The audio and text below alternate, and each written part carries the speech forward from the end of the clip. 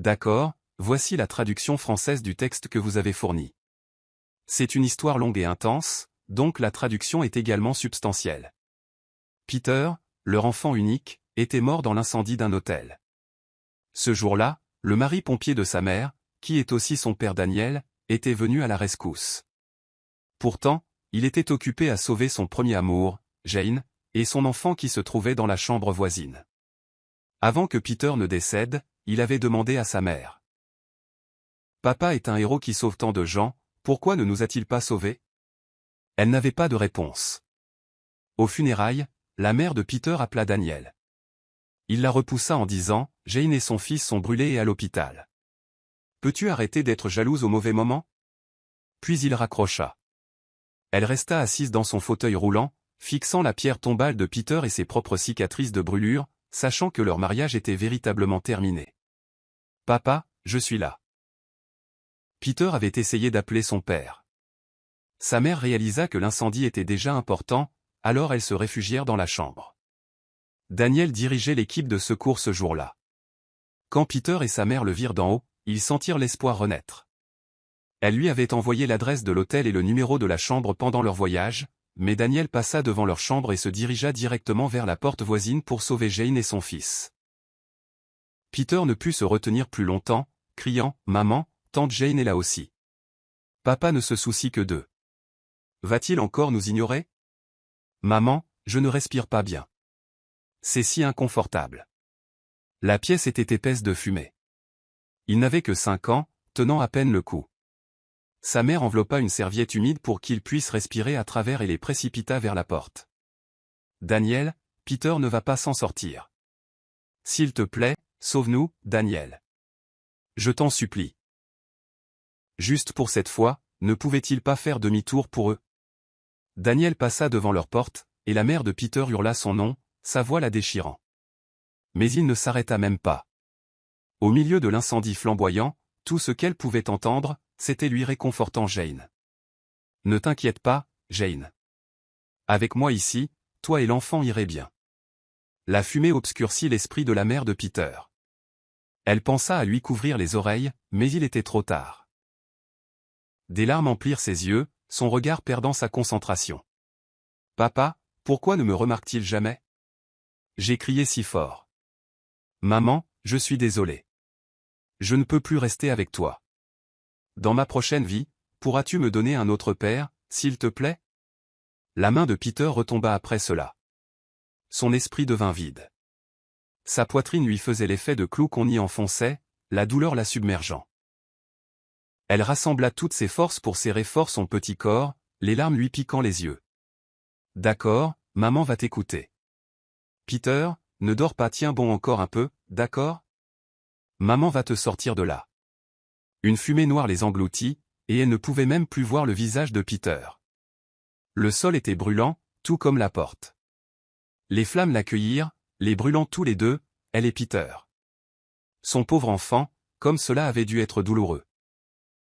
Elle essaya désespérément d'éteindre le feu, mais il ne voulait pas s'arrêter. La fumée était suffocante, le feu flamboyant. Elle rampa puisqu'elle ne pouvait pas marcher. Ce couloir s'étendait à l'infini. Finalement, d'autres pompiers les trouvèrent et les transportèrent à l'hôpital. Daniel était avec Jane dans la chambre voisine, tout comme dans l'incendie, avec seulement un mur les séparant. Il ne remarqua pas du tout Peter et sa mère. Son cœur n'était que pour son premier amour et son enfant. Le médecin essaya de l'emmener pour traiter ses brûlures. Elle refusa, s'agenouillant, les suppliant de sauver son fils. Il avait juste du mal et s'était endormi. « S'il vous plaît, sauvez-le. » Le médecin soupira, emmenant Peter aux urgences. Le défibrillateur fut utilisé encore et encore, mais son petit corps n'ouvrit plus jamais les yeux. Le médecin dit que l'enfant avait beaucoup souffert dans l'incendie. Ne torturez pas son corps après la mort. Oui, son Peter craignait la douleur. Comment le supporterait-il? Gravement brûlée, elle demanda à son frère de s'occuper des funérailles et d'entamer le divorce avec Daniel. Les papiers du divorce étaient prêts le jour où elle fut blessée, et elle les signa, mais Daniel ne répondit pas à ses appels, tout comme le jour de l'incendie. Lentement, elle réalisa qu'il l'avait de nouveau bloqué. Quand il était avec Jane, il la bloquait si ses appels l'ennuyaient, ne la débloquant que lorsqu'il se sentait mieux. Elle avait enduré cela pendant 6 ans, mais maintenant elle se sentait si fatiguée et lasse. Son frère alla organiser les funérailles de Peter au funérarium, ne laissant qu'une infirmière pour l'assister. Elle demanda à l'infirmière de la placer dans un fauteuil roulant, se déplaçant à côté pour trouver Daniel. Elle ne pouvait plus supporter une seconde de plus ce mariage ridicule. La chambre voisine était également une chambre privée. Sa famille est aisée, et son travail lui rapporte $20 000 par mois. Elle n'a pas besoin de l'argent de Daniel. Avec son salaire de pompier, il pouvait à peine subvenir aux besoins de leur famille, sans parler de cette somptueuse chambre individuelle pour Jane et son fils. Peter, le fils de Daniel et Mary, mourut dans un incendie d'hôtel. Lorsque les pompiers arrivèrent, Daniel, qui dirigeait l'équipe, était fou d'inquiétude, non pas pour sa femme et son enfant, mais pour son ancien amour, Jane, et son fils, Joseph. Ils furent sauvés avec seulement des taches de fumée et des brûlures mineures, pourtant le visage de Daniel était rempli de soulagement. Mary pensa au corps méconnaissable de Peter et ressentit une douleur si profonde qu'elle ne pouvait plus respirer. En regardant Daniel s'agiter autour de Jane, elle réalisa, oui, c'est différent quand on aime quelqu'un et quand on n'aime pas, Daniel. Mary appela son nom, serrant les dents. Il se tourna, son sourire s'effaçant instantanément alors qu'il fronçait les sourcils. Mary, qui t'a laissé entrer ici? Sors. Craignant de le contrarier, elle portait une casquette et un masque pour cacher ses blessures. Assise dans un fauteuil roulant en blouse d'hôpital. Malgré sa douleur visible, Daniel semblait aveugle à cela. Préoccupé uniquement par le rétablissement de Jane, il se leva, poussa Mary dehors et n'oublia pas d'ajouter « Jane et moi sommes juste amis. Combien de fois dois-je l'expliquer? Son mari est décédé. Elle n'a personne. As-tu besoin d'être aussi mesquine en faisant une scène pour ça? » Mary avait entendu ces réprimandes si souvent que ses oreilles y étaient insensibles. Jane n'avait pas de mari, pourtant elle avait l'attention de Daniel. Mary, d'un autre côté, avait un mari mais vivait comme si elle n'en avait pas. Lorsque les canalisations d'eau éclatèrent à la maison, inondant le plafond du dessous, Daniel était trop occupé à remplacer des ampoules chez Jane pour aider, disant à Mary de ne pas tant compter sur lui. Finalement, son frère, Alex, l'aida. Une autre fois, elle eut un accident de voiture et Daniel la gronda pour avoir causé des ennuis, car il était sorti acheter des vêtements de bébé avec Jane. Une nuit, Peter eut une forte fièvre et des convulsions, mais Daniel resta avec le fils effrayé de Jane, disant à Mary de ne pas être jalouse. Des incidents comme ceux-ci s'étaient produits plus de fois qu'elle ne pouvait compter. Maintenant, regarder l'attitude moralisatrice de Daniel lui donnait la nausée. Elle peinait à trouver les mots à lui dire. Une fois que tu auras signé les papiers du divorce, je partirai et ne dérangerai pas ta petite famille, dit Mary en lui tendant les papiers du divorce. Daniel, pensant qu'elle faisait encore des histoires, ne les prit pas et demanda avec impatience, « As-tu bientôt fini? Je rentrerai à la maison quand Jane et Joseph iront mieux. » Il lui avait toujours promis cela, mais cette fois, elle n'avait plus aucun espoir. « Si tu ne signes pas, je demanderai à l'avocat d'intenter une action en justice et dans 6 jours, ce sont les funérailles de Peter. » Juste à ce moment-là, ils entendirent la voix de Jane de l'intérieur de la chambre d'hôpital. « Daniel, ça fait mal. »« Ne t'inquiète pas, j'arrive, » répondit Daniel avec inquiétude, sans poser à Mary une seule question sur les funérailles de Peter avant de rentrer. Alors que Mary regardait la porte fermée, une douleur aiguë lui frappa la poitrine. Elle ne se souvenait pas comment elle était rentrée chez elle, seulement la pression suffocante sur sa poitrine. Jusqu'aux funérailles, Daniel ne demanda rien à propos de Peter. Même alors que le service était sur le point de commencer, le père ne s'était pas présenté. Les gens chuchotaient, « Pourquoi le père n'est-il pas encore là? J'ai entendu dire qu'il est à l'hôpital avec une femme et son enfant. » C'est son ex-petite amie, mais il ne peut pas manquer les funérailles de son propre enfant. C'est trop. Tout le monde regardait Mary avec pitié, certains essayant de la réconforter. Se souvenant comment Peter attendait avec impatience son père dans le passé, Mary sentit sa gorge comme pleine d'épines. Elle serra les poings, les ongles s'enfonçant douloureusement dans ses paumes, essayant de réprimer sa colère. Elle devait traverser cet adieu sans le gâcher. Elle dit à son frère. « Appelle Daniel. » « Il m'a bloqué, » répondit Alex, son expression sombre. L'air sombre, Alex appela Daniel de son propre téléphone. Quand Daniel répondit, Alex dit, « Daniel, aujourd'hui ce sont les funérailles de Peter. » Marie, assez avec ça, l'interrompit Daniel. Jane et son fils ont été blessés dans un incendie, et je les aide à l'hôpital. S'il te plaît, arrête de tout déformer en quelque chose de sale. Il semblait plus en colère que Marie et raccrocha brusquement. Marie resta là, sans voix. Pas étonnant que lorsque Daniel avait appris la mort de Peter, il n'avait montré aucune réaction. Il pensait qu'elle faisait juste du drame. Elle avait été accusée par lui de nombreuses fois, mais pour la première fois, son corps tremblait d'une rage muette. Entendant la conversation, Alex arracha le téléphone et envoya à Daniel une photo de l'acte de décès de Peter. Il rappela, chaque mot forcé comme s'il les extrayait de sa gorge.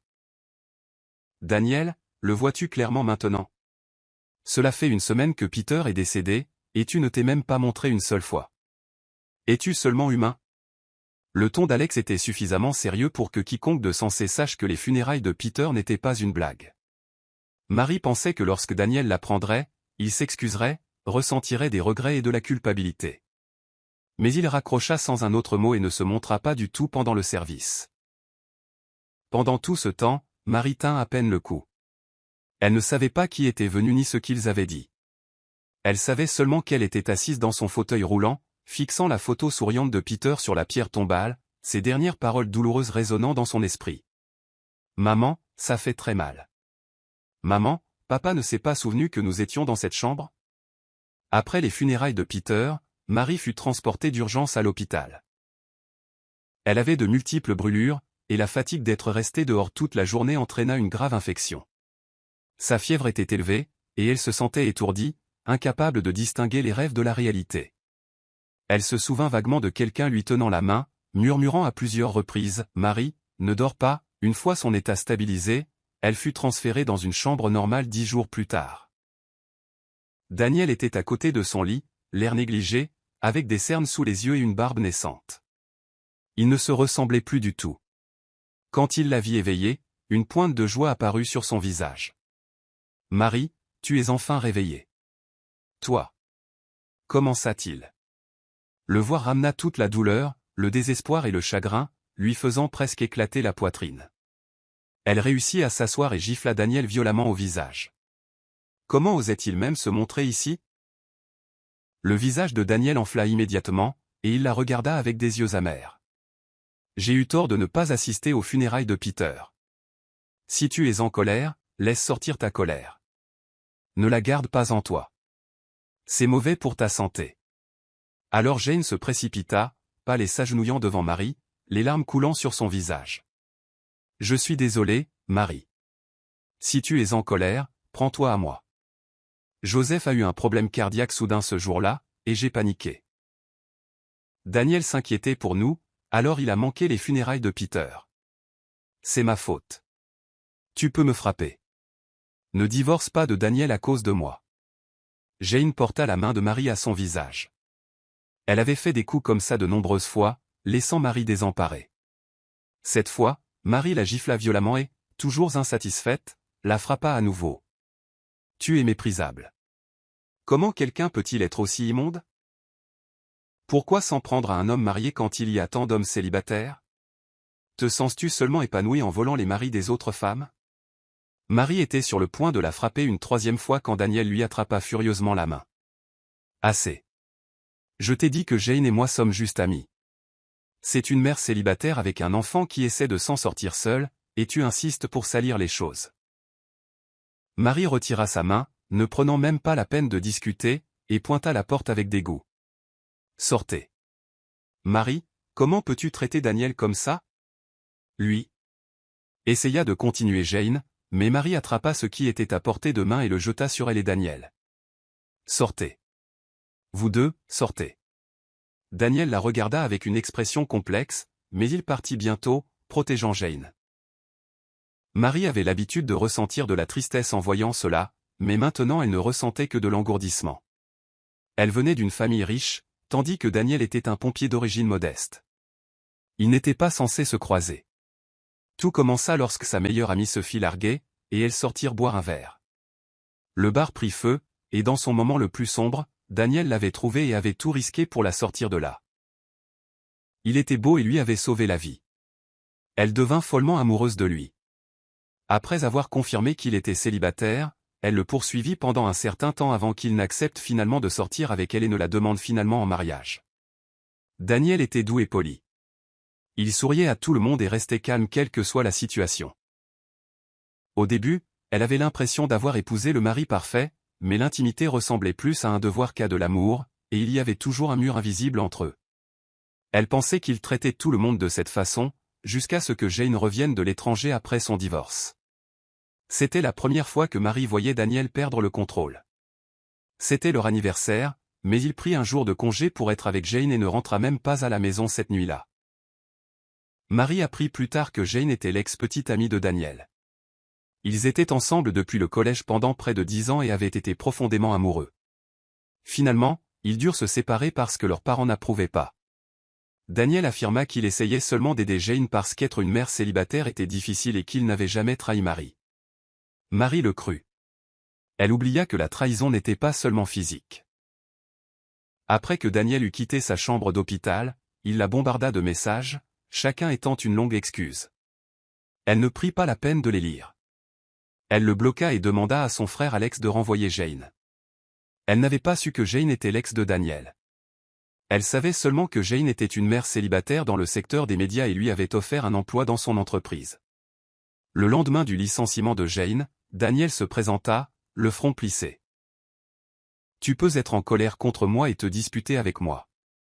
Je peux le supporter.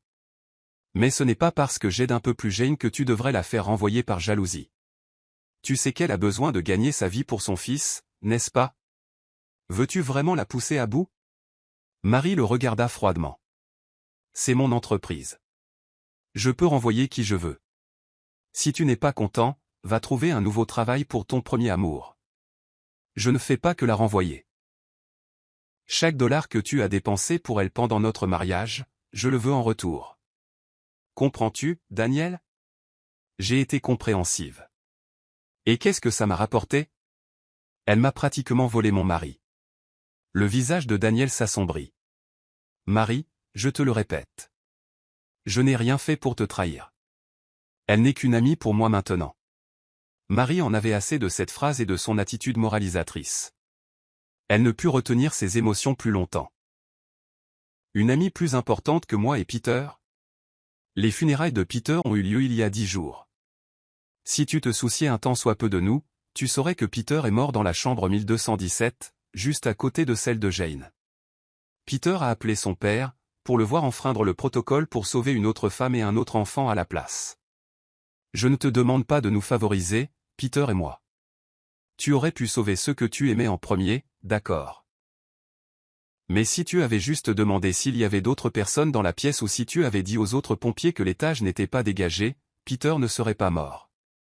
Elle lui cria dessus, désespérée d'évacuer toute sa colère et sa tristesse.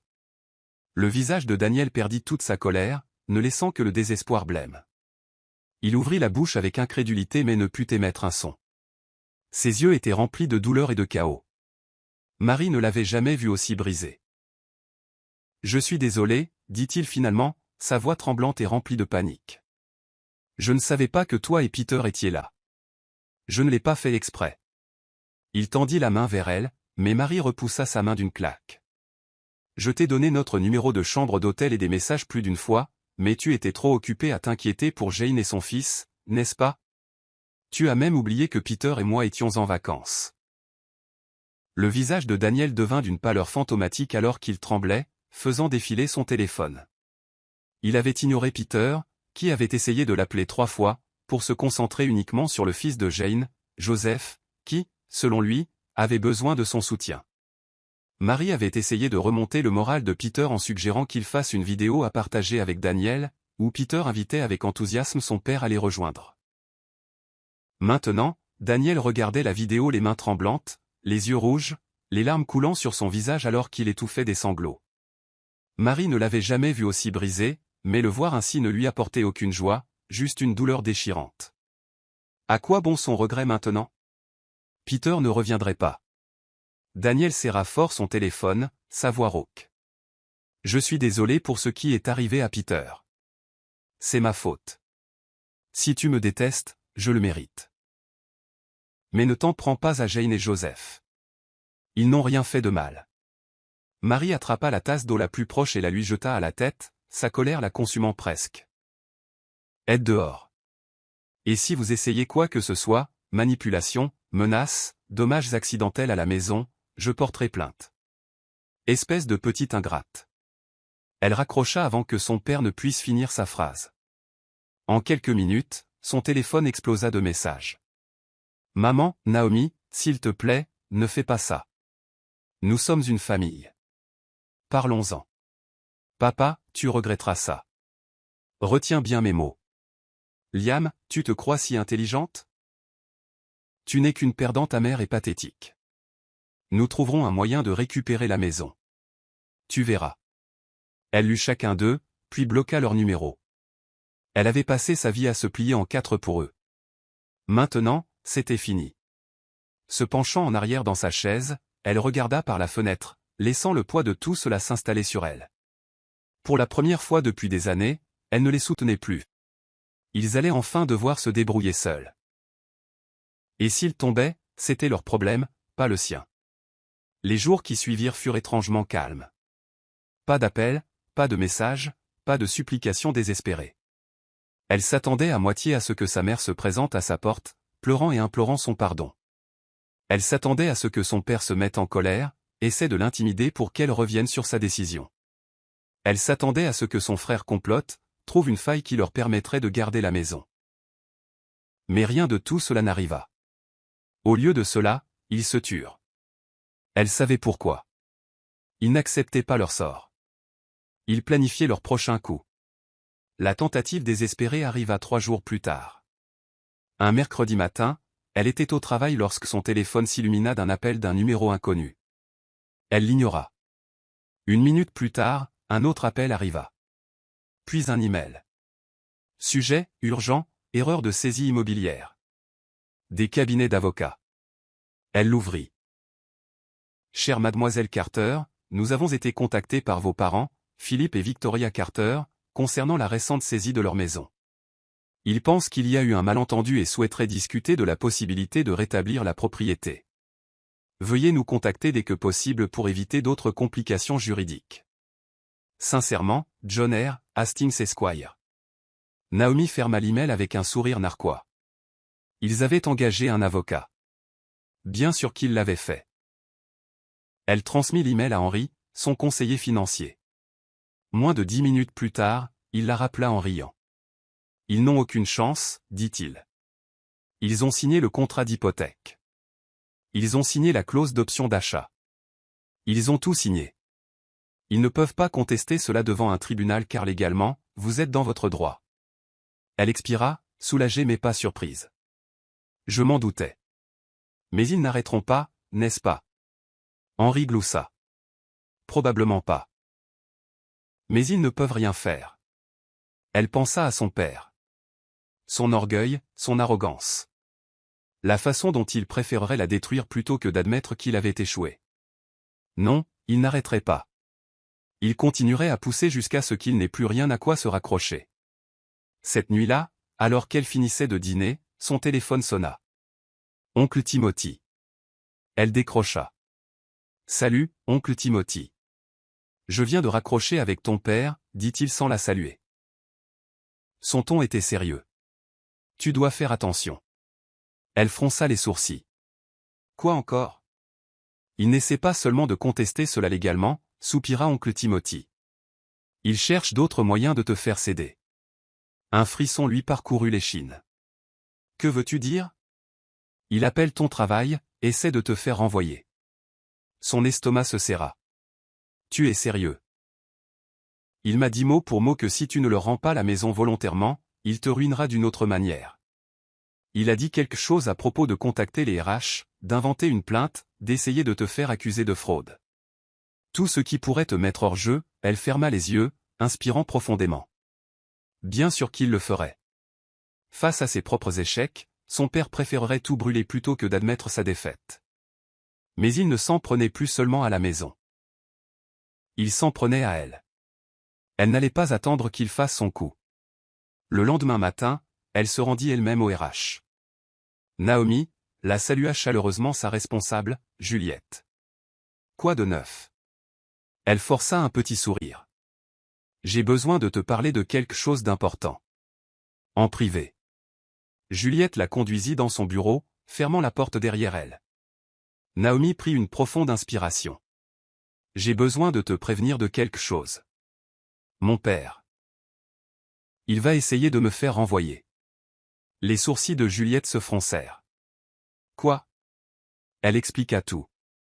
L'hypothèque, le défaut, les menaces. Dès qu'elle eut terminé, Juliette laissa échapper un long soupir et secoua la tête. Naomi, soyons clairs. Tu ne vas nulle part. Un soulagement l'envahit. Nous traitons ce genre de choses plus souvent que tu ne le penses, continua Juliette. Des gens rancuniers, des drames familiaux, de fausses accusations. Si ton père appelle, nous documenterons tout. Mais je te promets qu'il n'a pas le pouvoir de toucher à ton travail. Elle adressa à Naomi un sourire rassurant. Je préviendrai notre équipe juridique au cas où. S'il dépasse la moindre limite, nous lui enverrons une mise en demeure de cesser. Naomi expira. La tension qu'elle n'avait pas réalisé qu'elle portait quitta son corps. Son père avait perdu sa maison. Et maintenant, il avait aussi perdu son pouvoir sur elle. Cette nuit-là, cela arriva. On frappa à sa porte. Un coup dur et urgent. Elle le sut avant même d'ouvrir. Elle ouvrit la porte en grand, et ils étaient là. Ses parents. Son père se tenait raide, le visage rouge de colère. Les yeux de sa mère étaient gonflés de larmes. Naomi, murmura sa mère. S'il te plaît. Elle croisa les bras. Que voulez-vous? Nous avons besoin de récupérer la maison, dit son père, sa voix basse, menaçante. Tu n'as aucun droit de nous faire ça. Elle pencha la tête, imperturbable. J'ai tous les droits. Légalement. Financièrement. Moralement. Sa mère joignit les mains, désespérée. Nous t'avons élevé. Nous t'avons tout donné. Tu nous punis pourquoi? Elle la coupa sèchement. Pour m'avoir traité de raté. Pour avoir dit que j'étais une erreur. Pour avoir essayé de ruiner ma vie dès que j'ai arrêté de vous donner de l'argent. Sa mère tressaillit. La mâchoire de son père se serra. Tu es cruel. Elle laissa échapper un petit rire sans joie. Non, papa, dit-elle, sa voix ferme. Je suis juste. Un silence épais s'installa entre eux.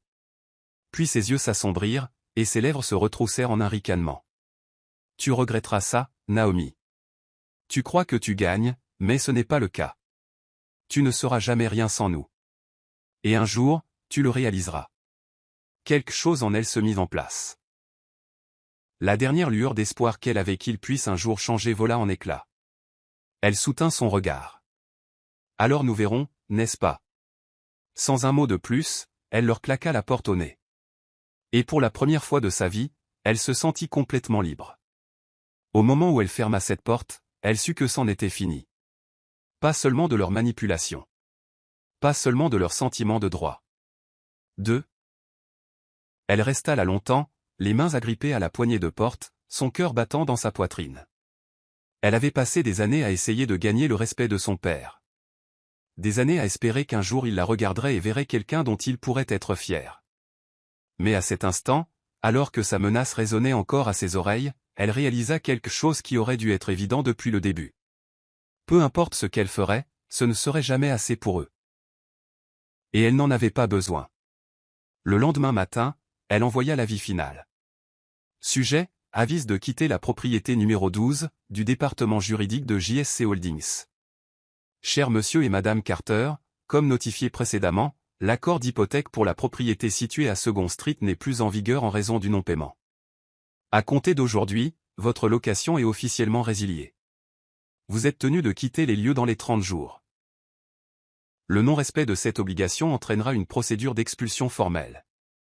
Veuillez vous assurer que tous les effets personnels sont retirés avant la date limite pour éviter des complications juridiques. Sincèrement, Naomi Carter. Propriétaire, JSC Holdings. Elle fixa longuement l'email avant de l'envoyer. C'était ça. Ils étaient sortis de sa vie. Les retombées ne se firent pas attendre. Sa mère l'appela 27 fois ce jour-là.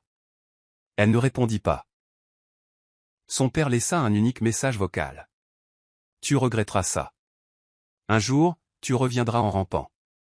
Et quand tu le feras, nous ne serons plus là. Elle l'écouta 2 fois. Puis elle le supprima. Son frère Liam tenta un dernier coup désespéré. Félicitations Naomi. Tu viens de ruiner notre famille.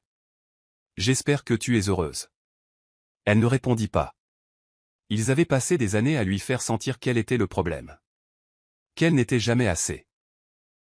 Qu'elle devrait être reconnaissante rien que d'exister dans leur monde. Mais maintenant, c'était eux qui n'avaient plus de foyer. Et elle était enfin libre. 30 jours passèrent. Elle n'alla pas à la maison. Ne vérifia pas. Ne demanda pas s'ils avaient besoin d'aide. Elle n'en avait pas besoin. Henri s'occupa de tout. Il confirma qu'ils avaient déménagé la veille de la date limite. Probablement pour éviter l'embarras d'être formellement expulsés. La maison fut laissée en grande partie intacte. Bien qu'ils aient pris ce qu'ils pouvaient et laissé le reste en tas d'ordures. Typique. Elle y retourna une dernière fois juste pour voir. La maison était silencieuse. Vide. La maison qu'elle avait autrefois chérie, l'endroit où elle avait grandi, était maintenant sienne, seule. Mais alors qu'elle se tenait sur le pas de la porte, fixant les pièces abandonnées, elle ne ressentit rien. Pas de tristesse. Pas de culpabilité. Pas de nostalgie. Juste du soulagement. Elle sortit son téléphone et composa le numéro de l'oncle Timothy. Ils sont partis, dit-elle simplement. Il expira. Comment te sens-tu? Elle y réfléchit une seconde. Puis elle sourit. Plus légère. Elle vendit la maison 2 semaines plus tard. Le marché était porteur et en quelques jours, elle n'en était plus responsable. Les bénéfices. Elle les utilisa pour créer un fonds pour les jeunes femmes échappant à des familles financièrement abusives. Des femmes qui, comme elle, avaient été amenées à croire qu'elles devaient tout à leur famille simplement pour être nées. Car elle savait ce que c'était que d'être piégée. Elle savait ce que c'était que de croire que l'amour devait se mériter. Mais elle avait appris quelque chose d'important à travers tout cela. La vraie famille n'est pas déterminée par le sang. Elle est déterminée par ceux qui vous soutiennent vraiment. Et sa vraie famille? Ce n'était pas eux. C'était elle. 3 mois plus tard, un message apparut dans sa boîte de réception. C'était de sa mère. Maman, Naomi s'il te plaît. S'il te plaît. Je ne sais pas où aller d'autre. Pouvons-nous parler? Elle le fixa longuement. Il y a quelques mois, elle se serait torturée à ce sujet. Elle se serait demandé si elle prenait la bonne décision. Si elle était trop dure. Trop cruelle. Mais maintenant, elle supprima simplement le message. Parce que certains ponts méritent d'être brûlés. Et elle ne regardait pas en arrière.